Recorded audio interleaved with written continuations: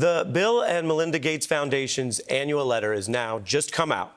You both write about how this pandemic, in your view, will be as defining as World War II. What are the key steps to take right now?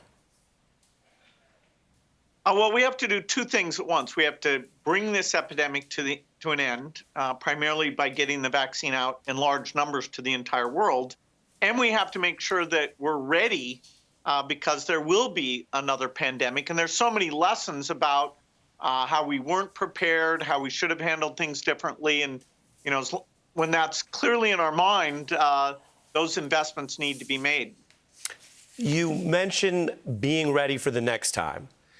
And you warned about this last time. Let's take a brief look at a 2015 warning you issued. If anything kills over 10 million people in the next few decades, it's most likely to be a highly infectious virus. If we start now, we can be ready for the next epidemic. How ready was the world for this, say on a scale of 1 to 10, and how about the U.S.? The U.S. gets a low score because the understanding of how to get diagnostics up to scale early to stop the exponential spread, you know, if that had been done well, we would have been more like an Australia or a South Korea, where the death toll is less than a tenth of the tragic situation in the United States. So we made mistakes before the epidemic in not investing more. And then during the epidemic, we also made mistakes. There's one category we did well, which was getting R&D money out to the vaccine companies. The U.S. was the biggest at that. And so at least, you know, in that one area where we've set a model for the world. You're very specific in your work and the letter about what should come next. You talk about a global alert system, infectious disease first responders, and germ games.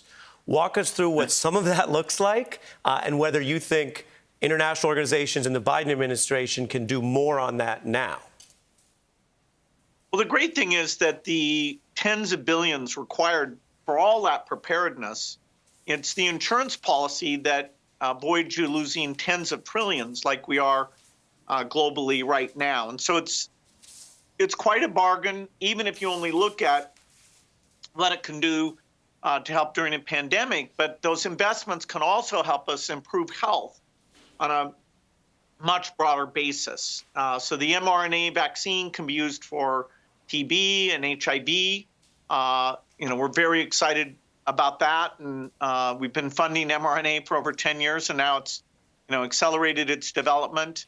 And getting those early warning systems in, that'll improve health all over the world. So this time, I think people will pay attention.